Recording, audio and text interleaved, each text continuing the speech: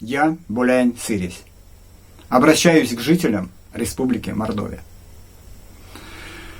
Читаю интервью военкома Мордовии о создании национальных батальонов Сияжар и Аралай, в котором он вербует потенциальный груз 200.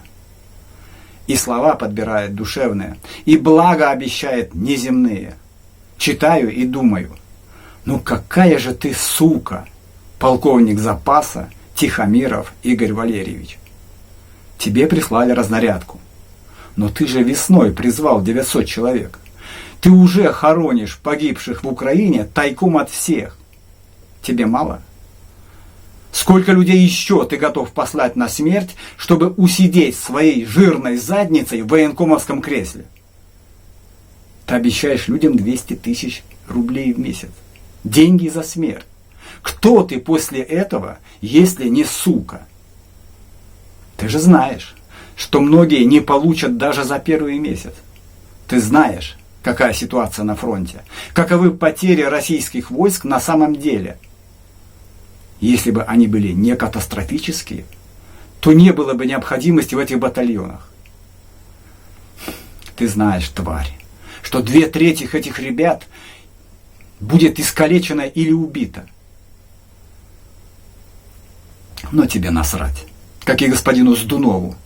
2 московских халуя выполняют разнарядку психически больного ничтожества Путина, который боится объявлять всеобщую мобилизацию. Если они объявить, то последний дурак поймет, что спецоперация провалена, что дело швах, и поэтому набирают людей в тюрьмах, колониях, создают батальоны с красивыми названиями. Не обратите внимание, батальоны уже не мордовские. Власть вспомнила, что есть ирзяне и макшане. Нас вяжут круговой порукой, делают соучастниками своих преступлений и заодно уничтожают генофонд наших народов. Нас же им не жалко. Как победа, так русского народа.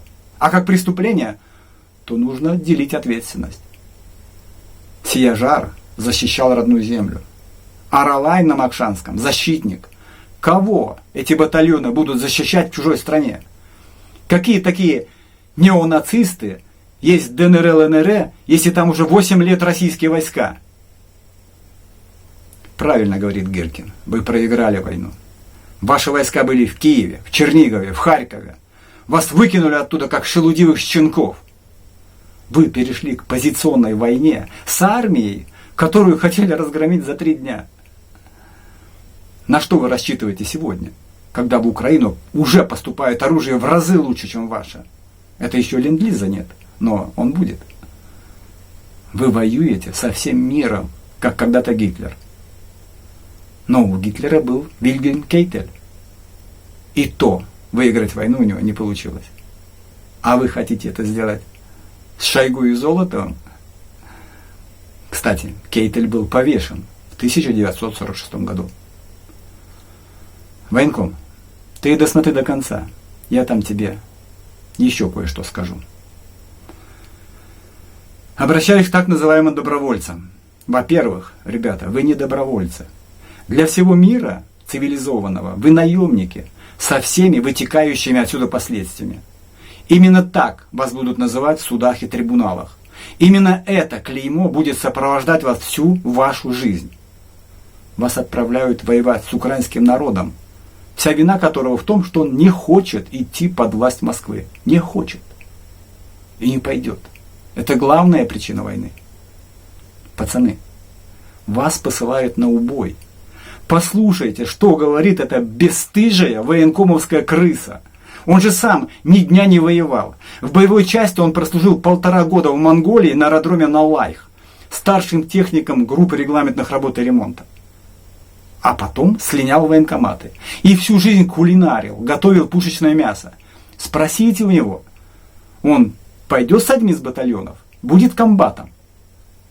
Почитайте, что этот кретин или подлец отвечает на вопрос корреспондента о подготовке. Он говорит, после получения обмундирования добровольцев отправят на обучение для боевого слаживания.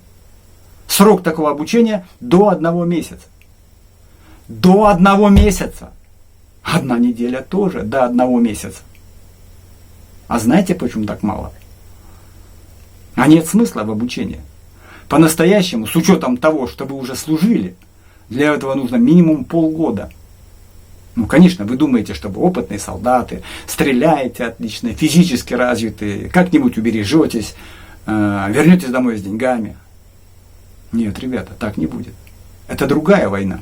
Это война на расстоянии. Вы можете солдата украинского не увидеть до самой своей смерти. Вы можете ни разу не выстрелить до самой смерти. Идет война мин, снарядов, ракет. Вас убьют еще по дороге. В машине, в штабе, в МТЛБ, в танке, БТР, БМП. Или потом, в блиндаже на позиции. Байрактаром, Джавелином, Энлавом, Стингером и другим современным штучкам все равно, сколько времени вас обучали. Поэтому они экономят на времени. Они понимают. Это понимает не только полковник Тихомиров. Это понимают остальные военкомы. Поэтому срок на подготовку до 1 месяца. Они спешат привести вас и расставить вместо убитых. Поэтому будьте готовы к тому, что вы не вернетесь домой. А если вернетесь, то не факт, что будете получать, как обещает Тихомиров, 3481 рубль 85 копеек. Копейки посчитали, накинули 85 копеек. Уроды.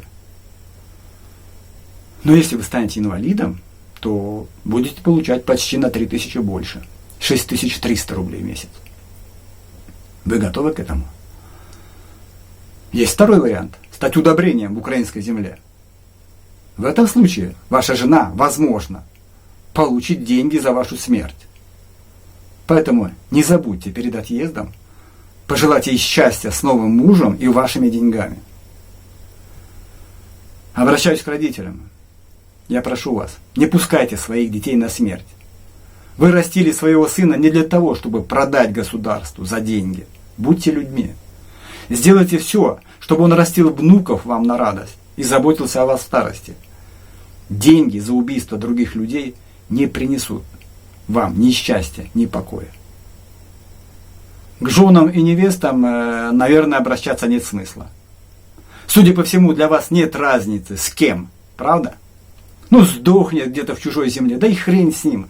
Мало ли тех, кто не повелся как лох на тупую пропаганду и не поехал умирать непонятно за что. А деньги даже за покойника лишним не бывают. Правда, красавица? Тихомиров, ты еще здесь? Покажи Сдунову это видео. Оно его тоже касается. Война проиграна. Развал Российской Федерации неминуем. И скорее, чем вы думаете, мы встретимся с вами в Эрзя Мокшень Мастер. Если вас там не будет, вас привезут. У вас не хватит денег, чтобы спрятаться надежно.